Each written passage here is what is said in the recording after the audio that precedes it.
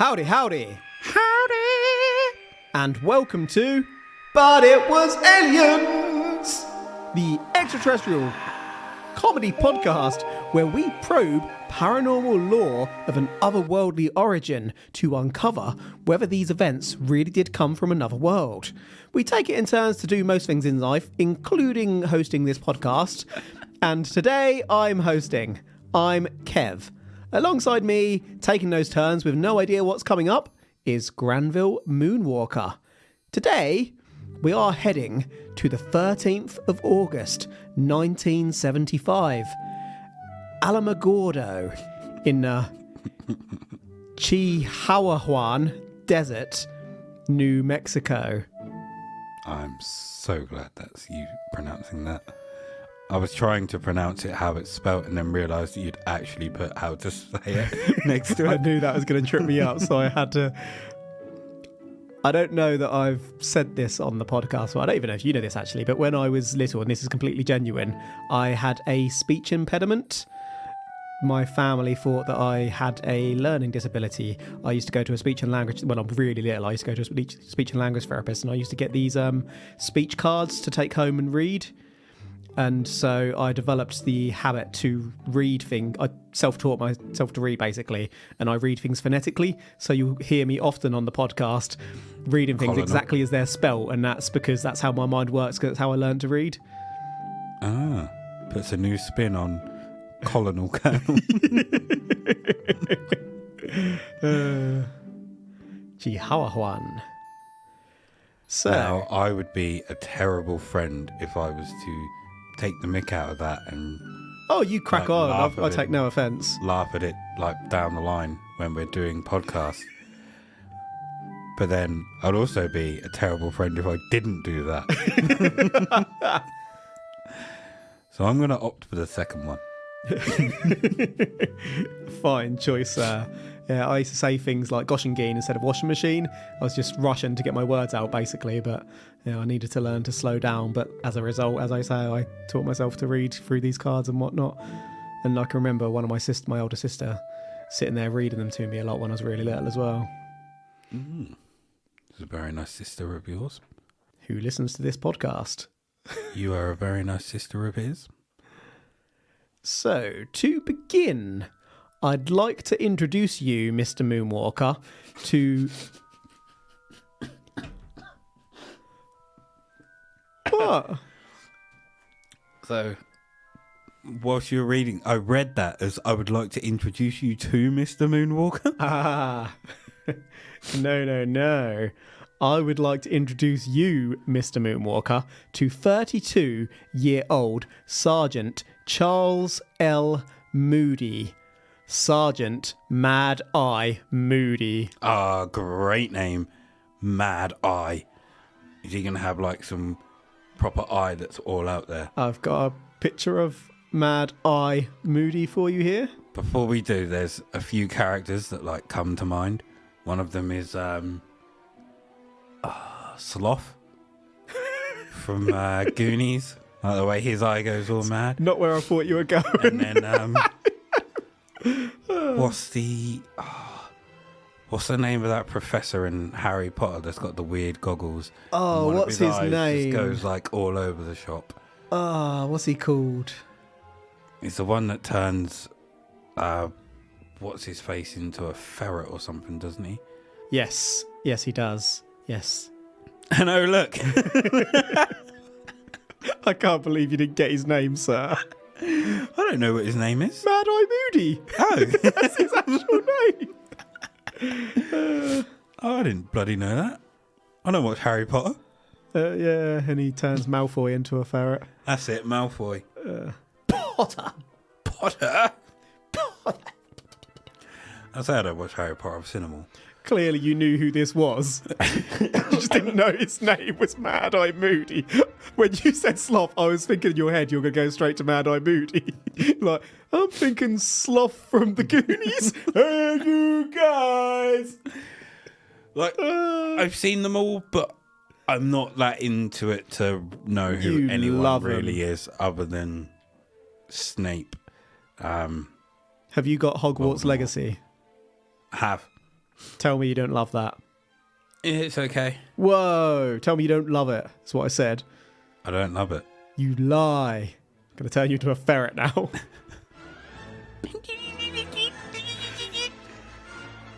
I really enjoyed the game to start off with, but then I've just not gone back to playing. Did you meet Harry or something? No. I know he's not in it. Hey ho. So, Moody was a no-nonsense Sergeant Airborne, a position in the Air Force, also known as a black hat, Black Hat Moody. which means that they're in charge and they train students. Moody was a teacher of anyone airborne, be that SEALs, ho ho ho, paratroopers, Delta Force, Maverick, Top Gun. Goose, Maverick. Iron Man, Harry Potter, Voldemort, all the big dogs of the sky come under a black hat. Moody had seen it all and taught others to always be prepared. So I take it this is a real picture of Captain Moody here. This is Captain Black Hat Moody, or yes. Sergeant Moody, isn't it?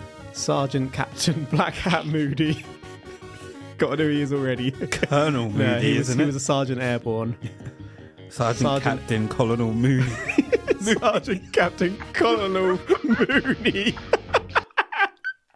Can't help but get his butt out in the sky. I raise you two cheeks. It's going to be really hard not to call him Mooney now, isn't it? Yeah. Here's a dapper looking chap. I don't mean to offend, Got but big he looks eyebrows. like he's got one... Whoa, the size of that eyebrow. That goes all the way Massive, around the isn't it? side of his head. Literally does. That's not where I was going at all, but you're absolutely right. I was going to say Those are that to wraparound me, brows. his left ear looks significantly larger than his right ear, but now I can't stop looking at his left eyebrow. It's almost like it's trying to turn into a pair of goggles. Do you reckon someone drew it on and he had to sit there and be as sensible as possible? It was like an Air Force prank. Yeah. They'd do He things lost like it- that to he each lost it other. there. Yeah, and then has to go on the whole day acting completely normal, not laughing, and seeing if anyone notices. And it just happened to be picture day. That August 1975 morning, Moody was having a bit of me time and headed out alone to that desert to observe the annual Perseids meteor shower. It was about 1:15 a.m. Moody's wife waited at home. Amongst the meteors, something didn't seem like it quite belonged. As Moody's magic eye focused in, Moody noticed a metallic disc amongst the meteors moving differently. Rather than falling, it was descending towards the ground. Once that glowing disc hit about 300 meters above ground, it stopped abruptly and just hovered there. If this thing was trying to use the meteor shower as cover, it had just effed up. Ooh. Oh, Mad Eye Moody's got a keen eye here, hasn't he? Mm-hmm. Can you He's zoom in? right place, right time. Or was he? When you said Really? a metallic disc, for some reason the first thing that came to my mind was the Silver Surfer. He was just surfing through the meteor storm. The meteor storm. The meteor storm. Captain Sergeant. Colonel Mooney. I was going to say Greybeard Mooney. Hook brow. I've choked you. Oh, Hook Brow Moody. Bit rude not to take the wife to the desert, wasn't it? Mm. Left her at home. Could have had a lovely bit of time together, but no. Me time, didn't he? Clearly, he needed a bit of Did. me time. Maybe this was his way of putting her on mute. Don't joke about that. I got told off a lot for that Patreon comment. It was a joke, people. I didn't mean it. Moody. Stop laughing. Moody estimated that the disc was about 50 feet long and 20 feet wide. So that's about a third the size of a passenger jet and just a little bigger than a private jet. 3 parking spaces long and 2 parking spaces wide. Moody could see quite clearly that this thing was spinning rapidly and was accompanied by a high-pitched humming sound. Hummity, hummity, hummity. Suddenly, the craft started heading towards Moody. Closer, closer. The craft got to about 70 feet away from Moody before Moody snapped out of his awestruck trance. Ooh. You have also included a picture here for me of this disc-shaped object. Now, is this Moody's sketch of the craft, or did Moody explain this to someone and they sketched it? He explained it and they sketched it, I believe. So what this looks like is a American football or rugby ball that has slightly been squished, so it's elongated a bit more. Yep. With 3 little balls at the centre at the bottom. It's got wheels, baby. Yeah, so if you imagine those as little wheels, you could just roll this along the ground. Mm-hmm. Moody, being a Sergeant Airborne, had seen some shit in his time. Was Moody going to accept a potential adversary force interrupting his evening? You bet your ass he was. Moody legged it for his car. Good man. As Moody scrambled for his car keys, he noticed a small window in the craft through which Moody was sure that he saw a shadowy silhouette of something human-looking. Almost. Moody turned the keys over and over, but the car wouldn't start.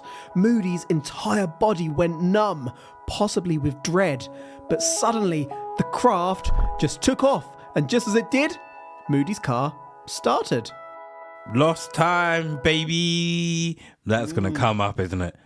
Like, the moment he's going to find when he got into his car, or when it started up, about 5 hours had gone by.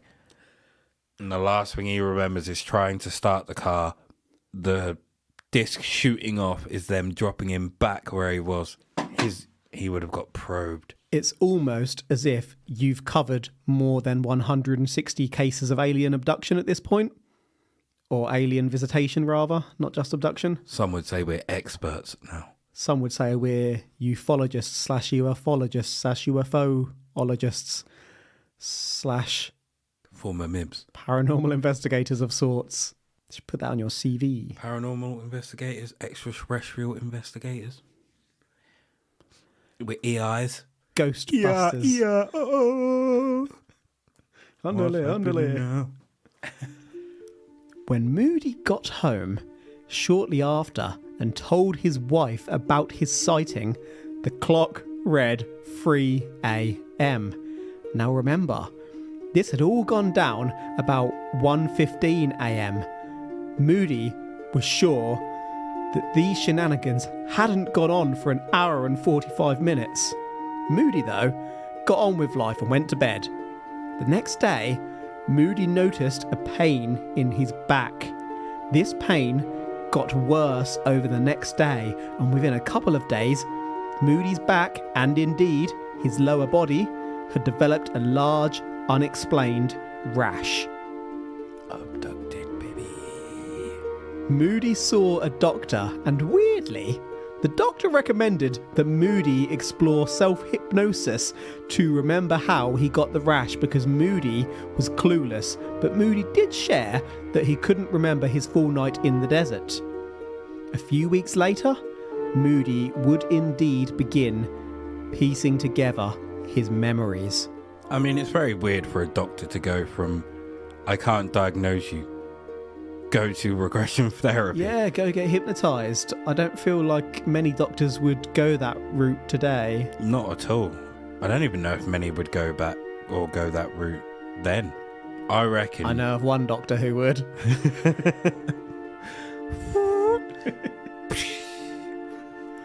I reckon what he's done is he's laid down in the sand and he's got down and dirty with someone else. You think so? And he's got sand rash. Oh, that's gonna hurt. It's basically glass. Yeah.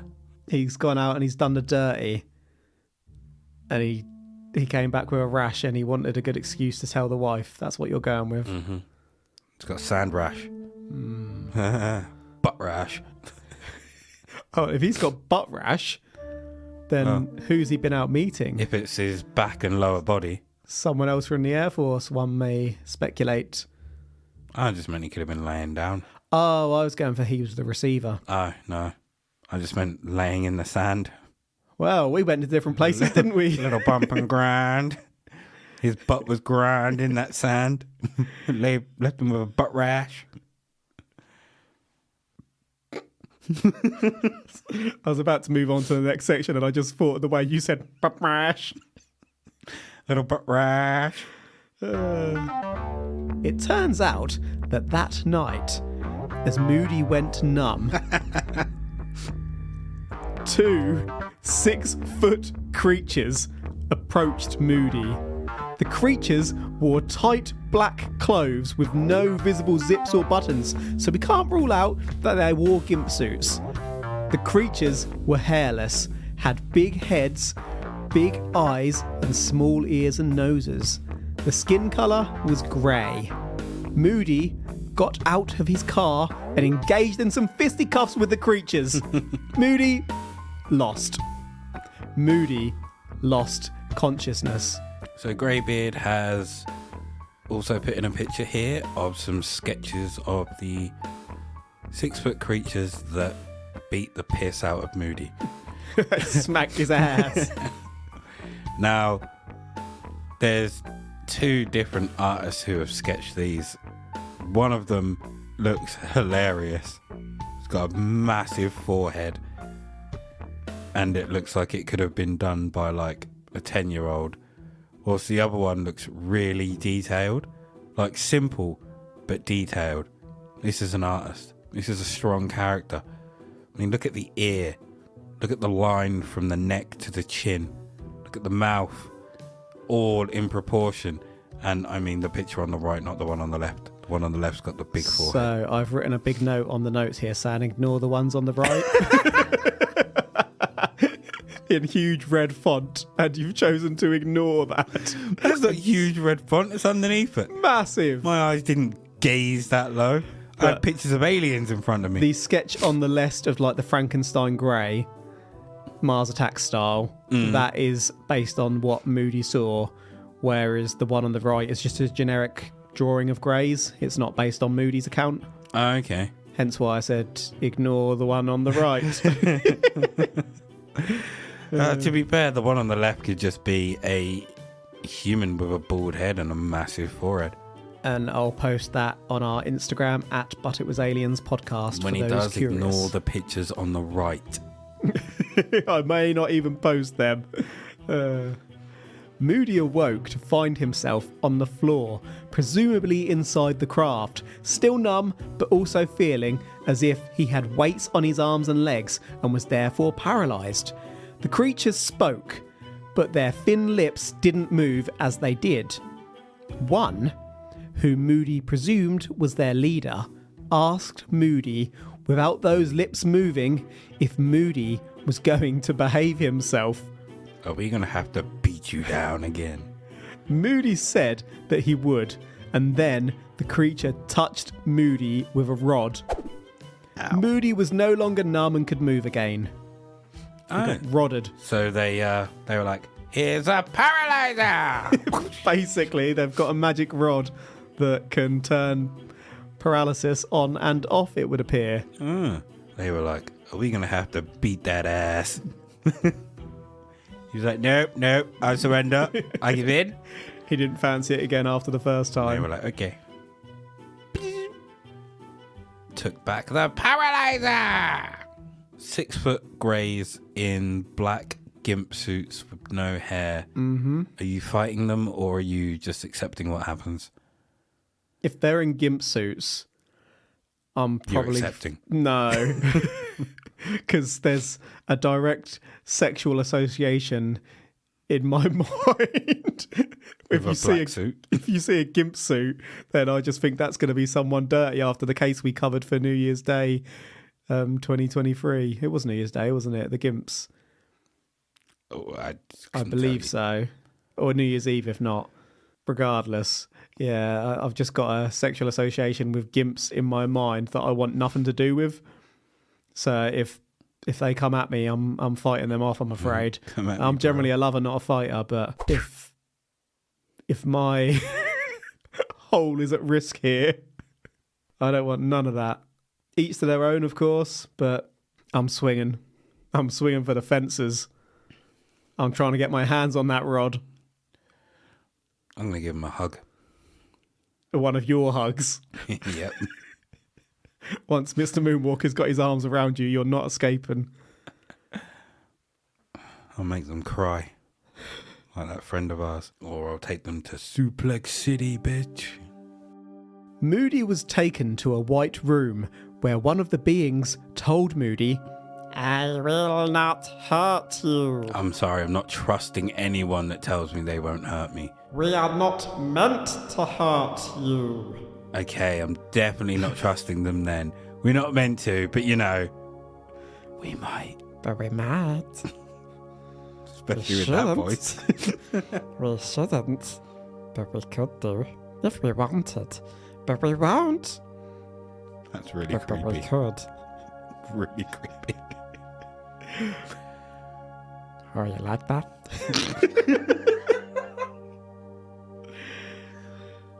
With that, Moody asked to see the engine room, and the beings, surprisingly, obliged. Odd. Moody would describe this room as made up of metallic rods and crystal spheres. The creatures explained that the craft utilised positive and negative magnetic poles to fly, and the beings also shared that there was a much larger mothership 400 kilometres from Earth. Interestingly, and to put it incredibly simply, spinning can be used to stabilise magnetic levitation against gravity, as was discovered in 1983, and many scientists do see electromagnetism as the secret to space travel, but we don't have enough information to analyse this craft further. The beings further shared that there were lots of extraterrestrial civilizations visiting the Earth, not just them. The beings then did the usual warning about nukes before advising that there would be a meeting with Earth in about 20 years or so. The beings finally promised to one day reveal themselves to all before explaining that Moody would not remember this for a while. They then took Moody back to his car, where he watched them take off just as he originally remembered. No probing today, apparently. So we've got the word of some beings from another world saying that loads of beings from other worlds are visiting.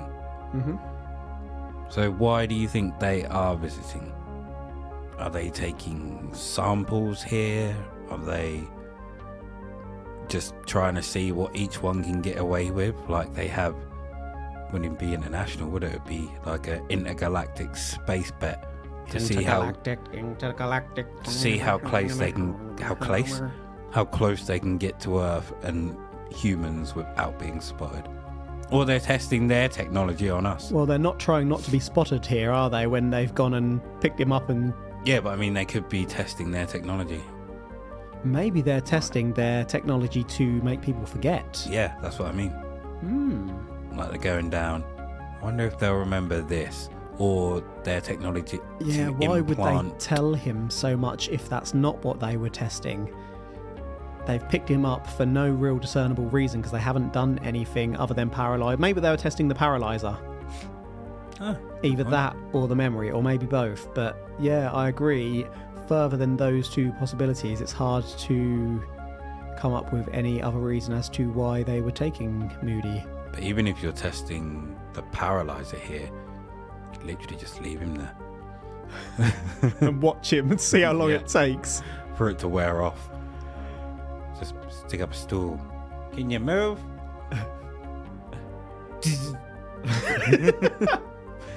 And just test it. Keep paralyzing him and unparalyzing him. Maybe the aliens have got like an ethics committee though, where they're...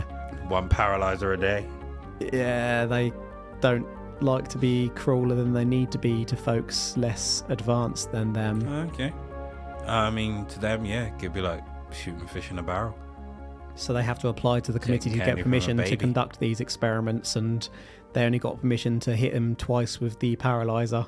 Or they can only use force when necessary. Like, if they're not a threat, they can't use force. And their higher ups are looking. So when they're like, are you going to behave? And he's like, yes. They're like, God damn it. We're not meant to hurt you, Exactly. but we could. If you don't behave. Gonna be naughty for us? You're gonna be a naughty boy? Go on. Be freaking naughty. We're not supposed to hurt you, but if you're naughty... Ooh. One of them is real creepy, getting turned on by the thought. It's like just stroking his belly. Oh, do you want to be naughty, boy? You want to be naughty? Nipple, nipple. God damn it, Craig, leave him alone! He's being naughty. We're really sorry about Craig. We really didn't want to bring him, but we totally had to. But were you being naughty? It's another one. Moody went on to contact UFO researchers. No. And I'm not sure what happened to his Air Force career after he did this. A Charles McQuiston, one of the authors of the Psychological Stress Evaluator, would analyse Moody and claim that Moody's claims were fully true. Jim Lorenzen, however, would find some inconsistencies. Moody would at first claim that the mothership was 400 kilometres away, but in later accounts stated that it was 6,000 miles away, for example. Jim felt it unlikely that these details would change. That's a 5,751.5 mile difference, let alone the measuring unit used. For reference, space is about 100 kilometres or 62 miles up. Moody also reportedly stated that the beings were strong when describing the fight, but frail when describing them working around the ship. Can you be strong and frail? If you have a paralyzer, yes, you can. Maybe they had another weapon that made it seem like he was hitting them as hard as he could, but he was literally just tapping them. Maybe they hit him with the paralyzer to begin with, and he thought he was proper cracking them, whereas actually he was moving in slow motion. Yeah. And they just gave him a karate chop to the head. Oh, you're being naughty. Be naughty again. Mm. Mm. That's... Sorry. I was about to say, there's, like you said, there's quite a lot of inconsistencies there, isn't there? Or, It's to be quite... fair, it's not just there's- like 1 or 2 miles off. It's 5,751.5 miles it's off. not that there's a lot And- of them, but they're glaring ones that are. To be honest, more than the distance, it's the fact that if you've got an account on your head, you describe it in one way, but then he's completely changed the unit of measurement as well. It's like me That- telling you that that I feels paid more- someone £10 the other day to take me from here to there. And then a month's time, I paid someone 6 million rupees to take me from here to there. Exactly. It's almost like he's like, trying to rehearse the what? story and has forgotten what he originally said. It's being naughty. Freaking naughty. But that's basically the story. There isn't much to go on in terms of other explanations. One idea is that Moody was doing something else in that desert, What if he was doing peyote? seeing a little something something on the side, or maybe dabbling some substances. But just to be clear, I'm not suggesting that is what happened. Some peyote and some booty. I'm just suggesting that it's a possibility. It's just as possible that this is all true, and Moody just went with a couple of beers into the desert to chill. Maybe he was sober. We don't know. This location is said to be a hotbed of UFO activity, and when we hear that, we always wonder whether military experimentation was being undertaken in the area. Sure enough, to the west of Alamogordo and the desert is Holloman Air Force Base, founded in 1942 and still operational at time of recording. This is the home of Air Education and Training Command, basically Top Gun. It's been a top military training and research facility for many years. This is the base that conducted spaceflight training with chimpanzees. Ham the Astrochimp was the first great ape in space on January the 31st, 1961. Ham proved that tasks could be completed in space in timescales very close to those on Earth, and Ham would live until 1983, retiring to a zoo and a chimp enclosure in his later years.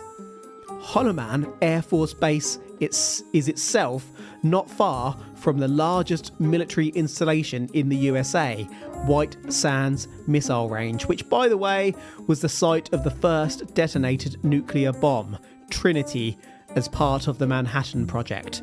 Holloman is also a 2-hour drive from Roswell. That's drive, not flight. Roswell. Moody was an honourable sergeant airborne who had no reason to lie. But what if he did see what he saw? He just didn't see what he thought he saw. Ho ho ho. And I take it this is a picture of the... Ham. I'm showing you a picture of Ham the Astrochimp, yes. I had to explain Ham the Astrochimp after I connected those dots. What if he got into a fight with some other soldiers and they beat the shit out of him and he was like, I'm going to have to explain this somehow. So let's just say it was aliens. What if he went, and I'm not saying this happened, just that it's a possibility. What if he went out to dip his pork sword in another soldier's significant other? Ooh. And the other soldier got wind of that and took the squad out to mess with him, to sort out Moody? That would explain both the itchy butt. Yep.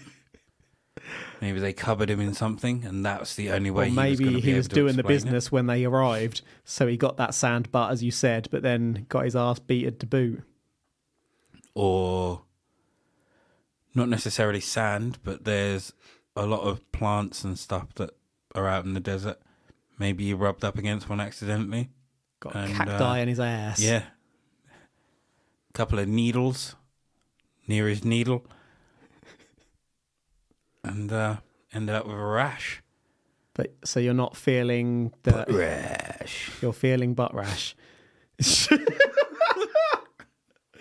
You're leaning towards butt rash, and you're not feeling that he saw some experimental military tech in the sky. I mean, it's possible that it could have been some experimental military tech in the sky.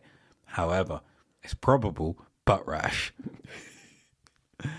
I don't know why I'm heading towards the lewd. That's just where you're drawn. But, yeah. Butt rash. Well, that's all for today's case. In summary, we've covered the tale of Sergeant Airborne Charles L. Mad Eye Moody. Hookbrow. I forgot about that. An honourable and trustworthy gentleman who went to watch a meteor shower in a desert in August 1975 whilst his wife waited at home. Amongst the meteors, Hookbrow would see a glowing disc with windows.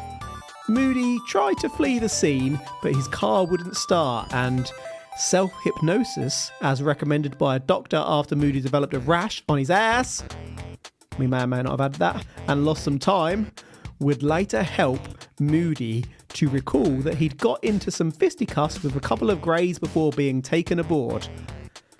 After being asked to behave, Moody was released from paralysis and was given a tour of the alien craft, including their engine room. That's a really weird thing. Although that's a really intelligent thing to ask to see in my view, because you'd want to understand, wouldn't you? And maybe you had to take some information back. Good point. But the aliens gave some warnings around nukes and advised that they'd be back, but not in the next 20 years, before dropping Moody back in his car with diminished memory. They still haven't returned, that we know of. So at this point, you could call this a one-night stand. Author of the Psychological Stress Evaluator, Charles McQuiston, analysed Moody and felt that Moody was absolutely telling the truth. UFO researcher Jim Lorenzen, though, would note inconsistencies in Moody's account as told at different times. We wondered whether military experimentation was taking place nearby at the Holloman Air Force Base. Rest in peace, Ham the Astrochimp. Meanwhile... Do you reckon Ham goes ham? Huh? Ham goes ham. Yeah. Oh, there's a motherfucker. Let you know. Yeah. I got it a second time for asking. Meanwhile, other explanations could include substances or an illicit meetup. Not to say that we think it was either of these, just that it's a possibility. Anything you'd like to go over, Mr. Moonwalker, before we conclude as to whether this one was indeed a one-night stand? Do we know what his higher-ups felt about him? No, this is... I've given you everything and more. There's no further details on this one. Did this go into the news or anything, or is it just... Well, I did show you a couple of newspaper snippings of the drawings and whatnot, but it wasn't like huge. It didn't go... Like it didn't go global, no. Global.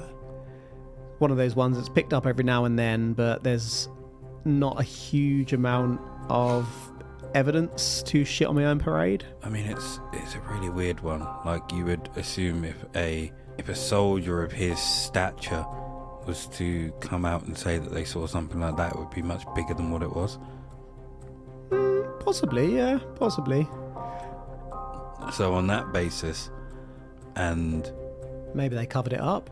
And from Lorenzen's account, with the inconsistencies, not only the distance but the unit of measurement as well, plus the rash. The rash. I'm leaning more towards this being an illicit hookup gone wrong. Yeah. Not necessarily that he got beat up by someone else, but who's to say that he didn't kind of sit on maybe this wasn't a illicit hookup. Maybe he literally did just go out there to be on his own and like look at the stars, but happened to sit on a plant that kind of injected some kind of hallucinogen in him. Therefore he hallucinated everything else that happened to him, and that plant also gave him a rash. I have no idea what sort of plants are in New Mexico, so could well be. I mean, I'm sure there's something out there. Like, isn't peyote meant to... I've never heard of peyote in my life, sir. Give you hallucinogens. I think it's a plant found in the desert. I think. I'm not 100% sure on that. Well, you're more sure than I am there. But yeah, maybe he went out there and smoked some peyote or something and started hallucinating. Yeah, maybe he went out there to do something a little illicit, as we said earlier. So yeah, not necessarily an illicit meetup, but maybe a reaction to something he did do, and with a hallucinogen. Just to clarify, are you saying that it was aliens? No. I'm saying it's very possible that he believed it was aliens. However, whether it actually was, no, not aliens. I think the bit that sticks for me the hardest, well, actually, no, it doesn't stick for me the hardest, but something I found playing on my mind, both as I researched that and as I've recounted it to you today, is that this took place in 1975 and they said they'd be back in 20 years. Where are they? Maybe they have come back, though. Maybe they went back to the same spot to meet him and he wasn't there. He forgot. Or it was all a hallucination. Yeah, so... Drugs. Not drugs that he deliberately took, but drugs that he accidentally took. Drugs that were consumed in some manner. So on that note, I'm not saying that it was aliens either. So I have to stress, Moody is, by all accounts, a good and truthful man. But despite that, I did struggle to get on board a little bit, just because all we have is one account. If this was me going to the desert, I'd have taken my partner or you, Granville, and I suppose maybe that speaks to who I am as much as it does Moody. Sorry? Aren't we one and the same? Well, we do like to take it in turns. But yeah, I'd have liked to have seen a little more here. For example, radar data, photos, other witnesses seeing something similar in the sky, anything extra to back Moody up, really. I mean, just going back 1 second to what you said about hallucinating unintentionally, maybe he took something knowingly or otherwise and then saw that meteor shower and it started doing some crazy things. Mm-hmm. But yeah, maybe Moody didn't seek to profit and sort out researchers just to get the word out, but as I say, I just don't feel convinced. Meanwhile, the lack of evidence also maybe suggests that this could have been military tech to me. And if it is military, of course, there isn't military data to back this claim up. Moody knew his aircrafts, but he wouldn't have known next level advanced experimental crafts, so to him, that could look like alien technology. Moody may have seen something unusual and then the self-hypnosis coloured in the lines of Moody's memory. Still not sure which of those explanations I'm leaning towards, but I'm not saying it was aliens, as I say, and those are my thoughts.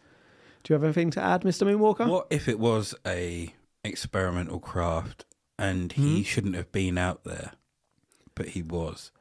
So they beat the shit out of him. Yeah. And wrapped him up.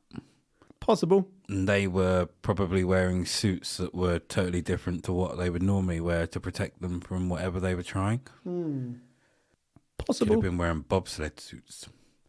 Black, no zips, onesies.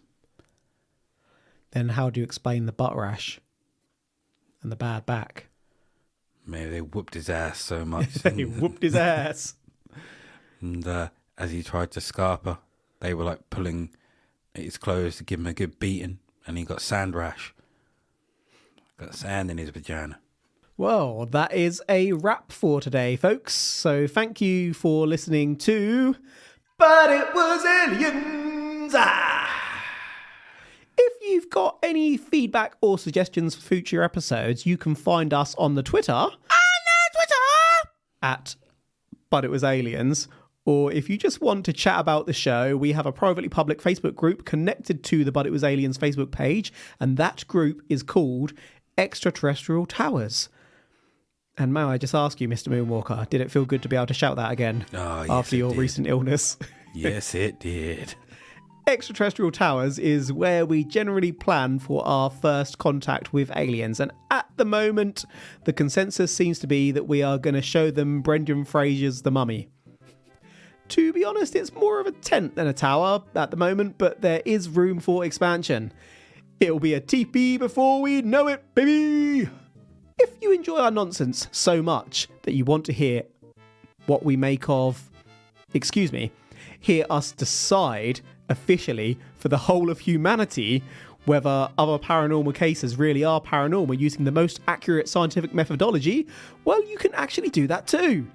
If you head on over to a dark passage in the butt crease of the internet located at www.patreon.com/butitwasaliens, you can sign up to become a patron of the podcast. And as a thank you for helping us make this show, we release monthly bonus episodes, which we call side pros into those paranormal events. We cover it all there. Mummies, curses, sexually problematic cryptids, and maybe even hypnotic dogs. You hear a lot of shows say this, but this truly helps us to continue to do what we do. And honestly, it's such a bizarre feeling watching this podcast grow. We're building a peculiar little community of positivity together. But that is it for today, though. So until next time, if nobody has come from the future to stop you from doing it, then why shouldn't you do it? The truth is up there. #.